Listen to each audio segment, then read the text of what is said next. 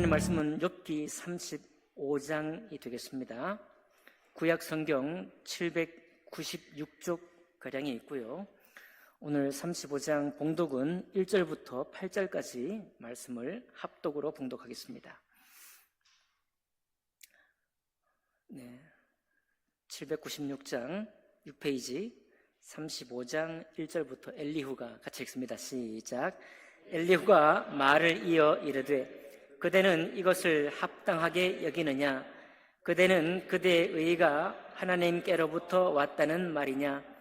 그대는 그것이 내게 무슨 소용이 있으며 범죄하지 않는 것이 내게 무슨 유익이 있겠느냐고 묻지만은 내가 그대와 및 그대와 함께 있는 그대의 친구들에게 대답하리라.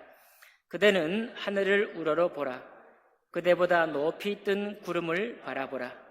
그대가 범죄한들 하나님께 무슨 영향이 있겠으며 그대의 악행이 가득한들 하나님께 무슨 상관이 있겠으며 그대가 의로운들 하나님께 무엇을 드리겠으며 그가 그대의 손에서 무엇을 받으시겠느냐?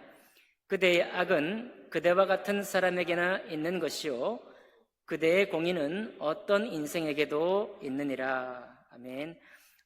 말씀과 예배를 위해 기도하겠습니다.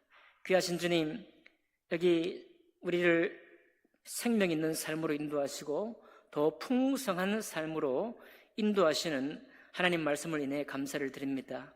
하나님, 오늘도 욥기에 있는 말씀을 통해서 우리를 풍성한 생명의 꼴을 먹여주셔서 주님과 함께 걷는 우리의 믿음의 길이 복되고 또 감격스럽고 감사한 그런 신앙의 생활이 될 수 있도록 인도해 주옵소서. 모든 영광 주님께 돌려드릴 때 귀하신 우리 주 예수님 이름으로 기도하옵나이다. 아멘. 오늘 욥기 35장에 있는 말씀을 본문으로 해서 하나님은 다 아시는가? 라는 제목으로 말씀 나누겠습니다. 욥기를 신학자들이나 이 서구 사람들이 이해하는 욥기로 이해하려고 아무리 애를 써도 이해가 안 되더라고요. 이해가 안 돼요. 그런데 욥기를 이해할 수 있는 방법이 우리 한국적인 그런 생각 속에 있는 것 같고요. 한국적인 생각 속에는 유대인들의 생각하고 많이 통하는 게 있습니다. 그러니까 유럽이나 미국 쪽의 사고 체계는 그리스, 로마, 헬레니즘이라 그러죠. 그리스, 로마 쪽 그 전통의 영향을 받고 있고요. 유대인들은 헤브라이즘이라고 하고 히브리, 그러니까 이스라엘 특유의 그런 생각의 체계가 있어요. 근데 그게 한국적인 우리가 생각하는 것과 좀 비슷하다는 생각을 가끔 하게 됩니다. 왜 그러냐면 여기 오늘 35장까지 왔지만 욥기를 하나님과 우리 사람의 관계로 계속 보다 보면 이게 도저히 이해가 안 되거든요. 제가 이해할 수 있는 방편을 계속 궁리하고 찾다가 여러분과 함께 옛날에 한번 나누었던 그 드라마를 다시 한번 찾아봤습니다. 제가 언젠가 원미경이라는 그 배우가 주연했던 드라마를 형이라고 소개했는데 찾아보니까 형이 아니고 어디로 가나 라고 하는 SBS 창사 특집 드라마 3부작 드라마였습니다. 그 간단한 내용이 뭐냐면 아주 교장 선생님 유력했던 시아버지가 병을 얻어서 중풍이 온 거예요. 그래가지고 이제 나중에는 그 화장실도 제대로 자기가 가림하지 못하는 그런 시아버지를 모시려고 하니 갑자기 건강하던 시아버지가 그렇게 되니까 누가 모셔요? 아무도 모시지 않는 거예요. 마창부터 둘째, 셋째 그리고 다 며느리들이 전부 잘났어. 안 모시는 거예요. 근데 막내 며느리가 결국 이제 떠밀려서 모시게 된 겁니다. 이 막내 며느리는 제가 이제 설명을 보니까 구박을 받는데 무식하다, 이렇게 돈도 없다 이렇게. 그러니까 아마 가난한 집에서 이렇게 시집을 왔나 봐요. 그런데 배움도 그렇게 많이 길지 않고 이렇게 해서 어쨌든 집안의 다른 며느리한테 구박도 받고 그리고 다른 형제들도 우리 못 모신다 하고 물러났는데 어쨌든 막내 며느리가 모시게 된 거죠. 근데 원미경이 그때 제가 대학생 시절인데 서울 한 귀퉁에서 그 드라마를 이렇게 보면서 막 조마조마하고 아슬아슬하고 그리고 감격스러웠습니다. 이게 뭐냐면 원미경이 하는 일이 이제 어쩌 떠밀려서 섬기는 거예요. 떠밀려서 섬기게 되었는데 어쨌든 이 원미경이라는 이 역할, 이 드라마 속의 역할이 이 살아있는 사람이에요. 그러니까 마지못해 섬기긴 하지만 어쨌든 열심히 섬깁니다. 열심히 섬기는데 이 시아버지가 또 실수도 많이 하겠죠. 네, 그러니까 또 거기다 대고 참다가는 막 한 번씩 해대는 거예요. 어떻게 한다고요? 해댄다는 말 뭔지 아시죠? 우리 한국 사람입니다. 우리 한국 사람이에요. 다 이해합니다. 막 해대는 거예요. 막 퍼붓고.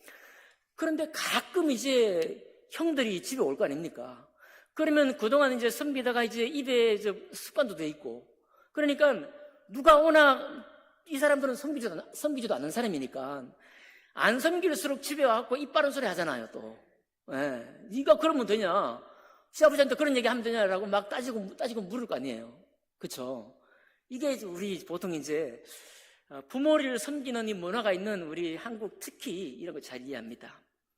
그런데 이 원미경이 어떻게 하는가 하면 막 해대요. 해대면서도 나중에 또 할 건 다 해. 네.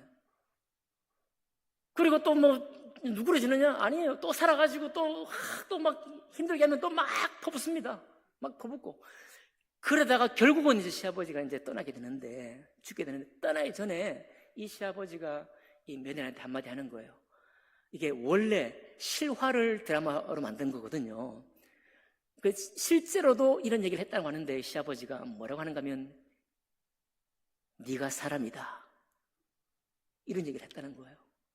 그걸로 이제 그 오랜 동안에 그 섬기고 힘겨웠던 그 삶의 보상을 다 받은 거죠. 네가 사람이다. 그 말은 바꿔 말하면 그 맞이나 뭐 둘째나 막 대학 졸업해가지고 이렇게 막 잘난 우리 며느리를 찾아와가 가끔 막 입 바른 소리 하고 어이구 아버지한테 어르신한테 그런 얘기를 하면 되냐고 막 호통치던 이 사람들은 사람이 아닌 거예요. 이 아버지한테는 사람이 아니야. 왔다 갔다 하는 바람일 뿐, 헛개비일 뿐이고요. 오직 막 실갱이 하면서 막 퍼부어가면서도 자기 할 걸 하면서 했던 이 막내 며느리야말로 네가 사람이다. 근데 그 시아버지라고 우리 한국계 문화에 살았는데 당황스럽지 않았겠어요? 며느리가 막 해대면은. 그쵸? 아닌가요? 엄청 당황스러울 것 같아요. 저도 왜 저러나. 하지만 이것이 반복되다 보니까 야 이게 서로 주거니 받거니 그렇죠. 마음이 왔다 갔다 하는 거예요. 마음이 왔다 갔다. 그러니까 제가 해석을 해보니까 이 중풍에 걸려가지고 어떻게 보면 사회적으로 사람 구실을 잘 하기가 어렵잖아요. 그런 이제 아버지인데 그 아버지를 어떻게 하든지 인격적으로 대하는 거죠. 뭘 해대든지 퍼붓든지 간에 그 마음에 대해서 왔다 갔다 하고 그러고 또 뭘 안 하는 게 아니라 또 하는 것도 다 해요. 뭐 닦아내고 씻겨주고 이렇게 다 하니까 그 드라마를 보면서 저도 참 마음이 아슬아슬했습니다. 사실. 왜냐면 저런 얘기까지 해도 되나? 그런데 결국은 선을 넘기도 하죠. 막 선을 넘기도 하고 그 주변 사람이 볼 때는 야, 저 며느리 참 독하네 이렇게 말할 수도 있는 그런 이제 말도 하는데 결국은 그 사람이야말로 참된 사람이다.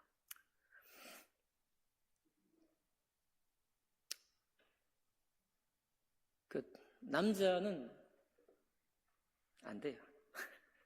위선하게 쉬십니다. 우리가 정말 섬기는 세부상을 잘 모르잖아요. 그리고 정말 그 쉽지 않다는 거 우리가 안 해봐서 잘 모릅니다. 그냥 옆에서 보기만 하지. 같이 있어도 보는 존재이지 정말 섬기는 존재가 잘 안 하니까요. 우리 중에는 뭐 특별히 열심히 섬기는 귀하게 섬기는 분도 계시긴 하지만요. 그래 그런 것들을 우리가 이제 생각해 볼 때 이 관계라는 거 결국은 하나님과 우리의 관계도 사실은 이 욥기에 나타나신 하나님은 그런 하나님이에요. 이 시아버지와 같은 하나님입니다. 다른 어떤 책에도 이런 하나님이 잘 안 드러나요. 욥기에 나타나는 하나님은 정말 이런 하나님이에요. 어떻게 보면 욥이 선을 막 넘어요. 오늘도 선을 넘습니다. 35장에 엘리후가 욥의 말을 정리한 거 보니까 뭐라고 하는가 하면은 35장 2절에 보니까 그대는 이것을 합당하게 여기느냐? 그대는 그대의 의가 하나님께로서 왔다는 말이냐? 그러니까 욥이 하는 얘기 가만 듣고 보니까 내 의는 사람의 의가 아니라 하나님의 의와 같다, 이렇게 막 얘기를 하는 것처럼 들린다는 거예요. 실제로 또 욥기 10장에 뭐라고 하는가 하면 하나님을 향해서 이렇게 말합니다. 당신의 눈, 하나님이에요. 당신의 눈이 사람의 눈과 같습니까? 그래서 사람이 보는 것만큼밖에는 못 보십니까? 그리고 당신, 하나님이에요. 하나님의 수명은 사람의 수명과 같으십니까? 그래서 인간이 사는 만큼밖에는 못 사십니까? 그래서 사람이 보는 눈으로 당신이 나를 보십니까? 이렇게 막 하거든요. 이거는 정상적이고 우리가 익히 알고 있는 하나님과 하나님의 사랑과의 관계에서는 이 말이 안 되는 거예요. 여기 그렇게 하시는 분 계십니까? 우리가 신앙생활 하면서 하나님을 향해서 당신이 사랑과 같은 분이십니까? 뭐 이렇게 막 해대는 그런 신앙 가진 분 계세요? 우리는 감히 그를 못하는 거죠. 근데 욥은 이렇게 하는 거예요. 막 선을 막 넘어와요. 아슬아슬하게 듣다 보면 이거 제정신에 있는 말인가? 이게 정말 참된 신앙의 말인가? 막 할 정도로 그렇게 막 우리를 조마조마하게 만드는 거예요. 안 이랬으면 좋겠다 싶은 말들을 하는 것입니다.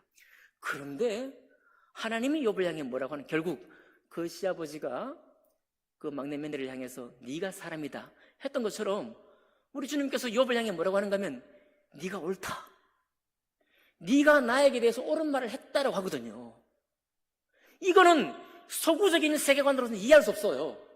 제가 열심히 배우는 신학으로도 이해가 안 됩니다. 이렇게 접근해서는 욥을 이해할 수 없고 욥기의 하나님을 이해할 수 없어요. 오직 여러분과 제가 가장 욥기를 잘 이해할 수 있는 사람입니다. 우리 부모님을 모시고 있는 여러분이 정말 욥을 정말 잘 이해할 수 있는 분이에요. 그러니까 하나님과 우리가 교제한다는 말이 정말 그 불만 섞인 거 이거 감당이 주체가 안 돼가지고 막 퍼붓고 쏟아붓고 지나가는 사람이 듣고서 막 어떻게 며느리가 그렇게 얘기할 수 있냐고 막 지탄할 만한 이야기까지 내 입에서 올라온다고 할지라도 그것이 잘못된 것이 아니다. 욥기의 욥은 우리에게 그렇게 말하고 있습니다. 대화라는 것이, 함께 하나님과 교제한다는 것이 얼마나 이 찐득한 관계인지. 여러분, 그 시아버지 안 섬기고 도망갈 수도 있습니다. 큰형도 포기했고 둘째도 포기했고 다 포기했는데 왜 막내매들 왜 섬겨요? 도망갈 수 있잖아요. 안 하겠다고 나자빠질 수 있습니다. 그런데도 끝까지 자기 할 도리를 하면서, 그러나 자기 마음에 맺힐 때 또 한 번 또 쏟아내면서 풀어가면서, 또 그것도 듣고 계시는 시아버지도 타격을 입다가 외전을 하고 막 서로 농담도 주고받다가 하는 그 관계야말로 진짜 관계다. 그러니까 하나님과 우리가 너무 착하고 선하고, 괜히 잠언의 말씀이 많이 있잖아요. 입을 함부로 놀리는 것 하나님은 금지하고 있고, 그렇죠? 분을 내는 것도 막 노하기를 더디해야 하고, 분을 내더라도 하루 지나도 분을 품으면 안 되고, 이게 우리가 있잖아요. 그런데 이런 관계를 넘어가는 거예요. 이런 정도 일반 도덕률을 넘어가는 관계의 매임이 있습니다. 그런 섬김의 매임이 있어요. 그런 봉사의 매임이 있습니다. 이게 한국적으로 가장 아직까지도 남아있는 유력한 관계가 시부모하고 며느리 관계예요. 제가 볼 땐 그렇습니다. 그러니까 여러분, 때로는 선을 넘기도 하고 그래서 막 우린 또 너무 착해가지고 또 한번 해대면은 또 집에 가가지고 또 내가 왜 그랬나? 그 다음날 교회 와가지고 내가 왜 그랬나? 내가 죄인이다. 뭐 이렇게 또 하시겠지만은, 그러나 그런 관계를 주님이 정말 기뻐하신다. 오히려 에헴하고 지나가면서 자기가 직접 부딪히지도 않으면서 오른발 바른 소리 하는 그 사람이야말로 헛개비다. 이런 것들을 욥이 우리에게 말해주고 있습니다. 그러면 33장부터 엘리후가 지금 말하고 있는데, 엘리후가 어떤 사람이냐? 합리적인 헛개비예요. 그러니까 옳은 소리 너무 잘하는 헛개비라 이 말입니다. 틀린 말이 별로 없어요. 그렇지만 욥이 가지고 있던 이 감정적인 부딪힘, 정말로 여러분 기억하십니까? 욥이 욥기 28장 29장에 얼마나 주님의 말씀을 신실하게 지키기 위해서 남들 하지 않는 것까지 다 해요. 율법에 적혀있는 거 다 순종하면서 그것을 다 행합니다. 그러면서도 어떻게 보면 그랬기 때문에 하나님 앞에 할 말이 있어. 여러분 그런 말 할 때가 있잖아요. 우리가 저 사람 말할 권리가 있다. 뭐 실제적인 얘기 들어서 죄송하지만 우리 제물복교회에 지금 현양석 목사님이 담임 목사님 됐거든요. 제물복교회 원로 목사님은 고 이용대 목사님이십니다. 그런데 현양석 목사님이 고등학교 때부터 예수 믿고 그 제물복교회에서 30년, 40년을 섬긴 거예요. 부교육자로. 만약에 지금 이제 하나님 은혜로 담임 목사님 됐으니까 망정이죠.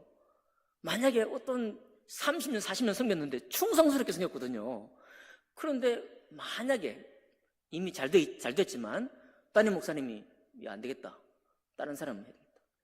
이렇게 하면은 거기 같이 섬기고 있던 성도님들도 무슨 얘기 하겠어요? 목사님 이거 아니죠? 그렇지 않습니까? 목사님 이거 아니죠? 이렇게 충성스럽게 섬기고 했는데 권리가 이분에게 먼저 있죠? 이렇게 말할 거 아닙니까? 그렇죠? 욥이 바로 그런 사람이에요. 욥이 동방의 뭐 제일 큰 부자가 중요한 게 아니라 욥만큼 하나님 말씀을 신실하게 섬긴 사람이 있으면 나와보라 그래요. 그러니까 어떻게 보면 우리도 자녀가 있다고 한다면 네, 제가 경험하지 않은 걸 말씀드리려고 하니까 죄송하네요. 어쨌든 정말 애틋하게 섬기고 또 자기 할 일 다 하고 이렇게 열심히 한 사람일수록 말할 권리가 있어요.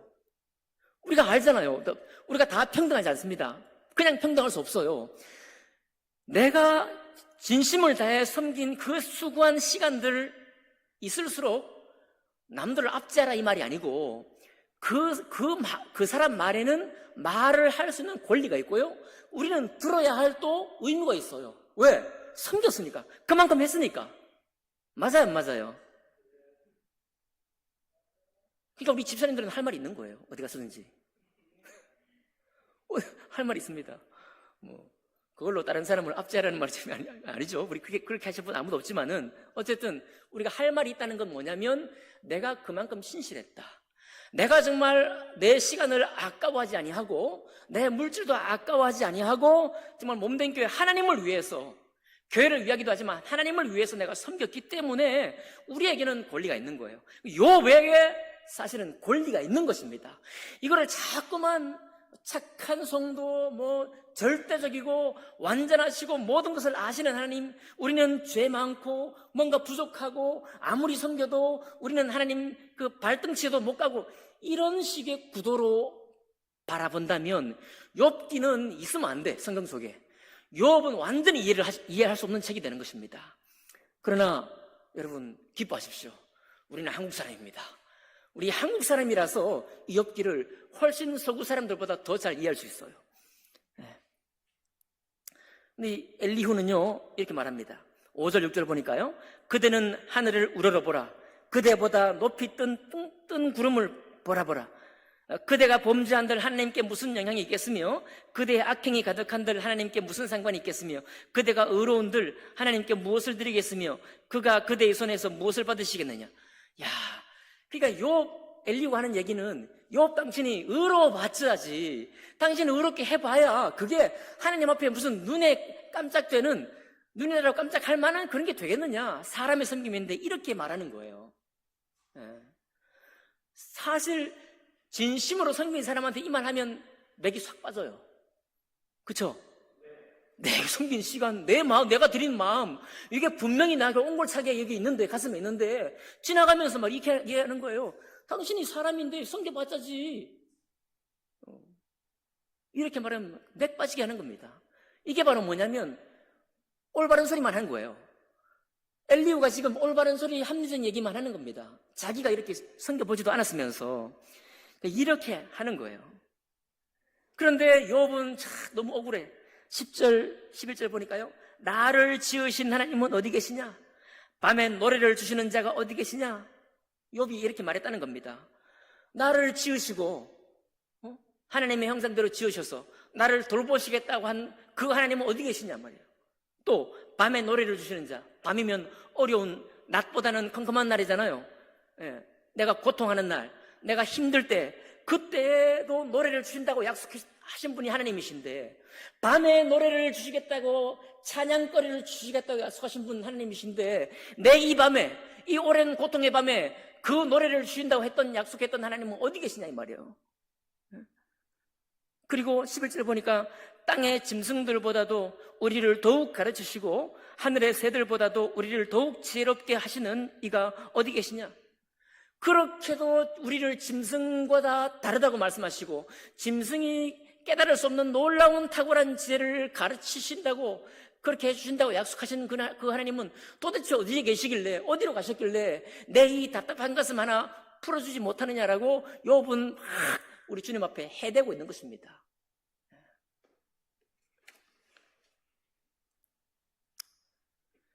그렇게 하는데 엘리후가 13절에 헛된 것은 하나님이 결코 듣지 아니하신다. 다 헛된 것은 당신이 헛되기 때문에 안 듣는 것이다. 하지만 14절에 이미 하나님을 일에 판단하시면 하나님 앞에 가 있으니까 당신은 차마 기다리라 이렇게 말하는 거예요. 차마 기다리라. 여기 기다리라는 말의 원어를 보니까요, 고통 중에 뭐 떨면서 견디는 거 말하는 거예요. 지금 욥이 그렇게 하고 있죠. 고난과 고통 중에 막 부들부들 떨면서 이렇게 막 얘기하는데, 가만히 생각해보면 욥이 어차피 참을 건데 끝까지 참지, 그죠? 참아 기다리라. 하나님이 지금 아직 목숨이 달려있기 때문에 언젠가 판단하시고 언젠가 잘못된 것이 있으면 바로잡으셔가지고 옳게 만들어 놓으실 건데, 욥 당신은 뭐 그렇게 급해가지고 참지 못하고 계속해서 그렇게 말을 하느냐? 엘리후가 그렇게 말하는 거예요. 이거는 엘리후 말이 맞는 것 같아요. 하지만 이렇게 욥에게 말하면 욥은 죽으라는 얘기입니다. 욥대로 죽으라는 소리예요. 욥이 지금 말이 많은 사람이기 때문에 하는 말이 아닙니다. 그 원미경이라는 막내매가 막 시부모님한테 해댄 것이 그게 무슨 말내기 좋아해가지고 정말 섬기기 싫어서 하는 말이 아니에요. 그냥 막 속에서 복장도 터지고, 그러니까 뭐 이 속에서 밀어 올리는 겁니다. 만약에 이것을 토해내지 않잖아요, 온몸에 병들 거예요. 이 사람이 죽습니다. 이렇게 되면. 욥이 지금 당한 공경은 한 방에 엄청난 타격을 받았잖아요. 돌이킬 수 없는 타격을 받았습니다. 그런데 거기에 대해서 묻는 욥에 대해서 하나님이 한마디도 언급을 안 하시는 거예요. 여전히 침묵하십니다. 아직 38장에서 하나님이 나타나실 때까지는 하나님이 아무런 행동도 안 하시는 거예요. 욥이 지금 해대는 타이밍이에요. 이거를 서구학자들이 이해하려고 아무리 애를 써도 도대체 누가 잘못한 거냐 이거예요. 엘리후가 잘못한 거냐? 맞는 얘기인데 욥이 너무 과한 것 같아요. 너무 교만한 것 같아요. 이렇게 막 해석하다 보니까 도대체가 이해가 안 되는 것입니다. 여러분, 하나님이 다 아시는가? 네, 하나님이 우리 기본적으로 존재하시죠. 그렇죠? 근데 하나님이 다 아시는 건 아시지만 하나님이 다 아셔. 하나님이 다 아셔. 그러니까 좀 더 기다려. 이렇게 말하기 위해서 하나님이 다 아신다고 할 때 이거는 상대방을 죽이는 거예요. 그것 또한. 입을 막는 겁니다. 하나님이 아시죠. 다 아시겠죠, 당연히. 당연히 다 아시겠죠. 뭐 내 힘든 것도 아시고, 내가 이렇게 아픈 얘기 하면은 듣는 상대방이 막 괴로운 것도 아시겠죠. 다 아시겠죠. 그러니까 하나님이 다 아시니까 우리는 아무 얘기도 하지 말아야 됩니까? 억울한 소리도 말고 원망의 소리도 말고 그냥 착함네 하고, 나는 주님 앞에 율법을 잘 지킴네 하고 그냥 가만히 있어야 됩니까? 제가 왜 이렇게 홍보를 하는 거예요? 제 일도 아닌데. 그러니까 저도요, 이 욥기가 제가 너무 축복이 돼서 그러는 거예요. 저도 막 하나님이 다 아시지, 나를 다 아시지, 내 속을 다 아시지, 뭐 그렇게 하는, 약간 이거는 어떻게 표현하면 약간 거드름 비슷한 겁니다. 헛개비 비슷한 고백이에요. 그런 고백이 오히려 하나님과 사귀고자 하는 마음을 끊어 오히려 사귀지 않는 거예요. 하나님 다 아시지 말해놓고서는 나는 하나님 알고 싶지 않다 이렇게 말하는 것과 비슷할 수 있습니다. 그래서 오늘 말씀의 제목이 하나님은 다 아시는가라는 제목인데요. 네.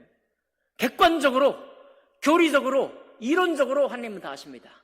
그런데 이 고백이 우리의 입과 우리의 모든 정서와 우리 하고자 하는 모든 말들을 막는 데 쓴다고 한다면 이것은 악한 말이에요. 엘리후가 지금 욥의 입을 막으려고 이렇게 말하고 있는 것 같은 것이거든요. 정리합니다, 여러분. 그러니까 저도 잘 안 돼요. 사실 저도 약간 위선적인 사람이에요. 어떻게 보면 착하게 태어나가지고 착한 사람이 위선이 굉장히 많거든요. 다 이해하는 것처럼. 제가 대학 때 항상 웃으면서 다니니까요. 어떤 그 고민에 빠져 있는 애가 있었습니다. 걔를 보고도 내가 웃으니까 저한테 뭐라고 하는가 하면, 야, 그 웃지 마. 다 아는 것처럼 웃지 말라고 그러더라고요. 마치 다 아는 것처럼 웃지 말라고. 제가 웃는 건 뭐 타고나서 웃는 건데 왜 저한테 그래? 그러나 왜 그 얘기를 제가 들을 수밖에 없느냐? 걔는 지금 고민에 빠져 있는 거예요. 걔는 고민에 빠져가지고 하소연하고 있는 겁니다. 다른 친구들한테. 근데 제가 그 내막도 잘 모르고 여기 건너편에 앉아가지고 웃고 있는 겁니다. 속이 터져 안 터져? 속 터지는 거예요. 그러니까 지금 욥을 바라보고 있는 엘리바스도 소발도 드리닷도 나중에 젊다고 나오는 엘리후도 욥 속 터지게 만드는 사람들인 거예요. 전부 다. 올바른 건 알아가지고 합리적인 건 뭔지 알아가지고 하나님이 하신 말씀이 어떤 게 맞는지 그건 알아가지고 말은 하는데 그러나 속은 터져 죽는 거예요.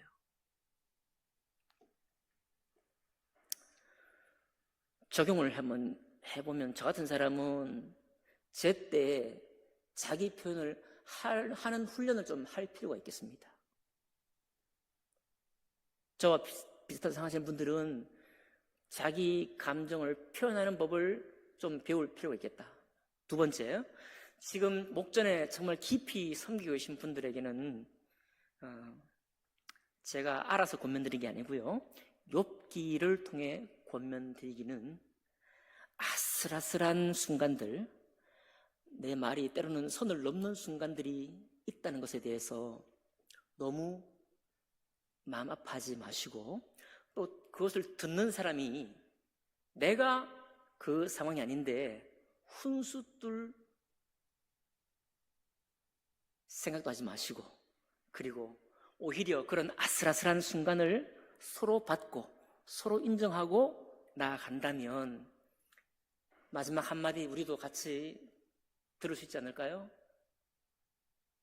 야, 네가 사람이다. 네가 사람이야. 네가 사람이야. 기도하겠습니다.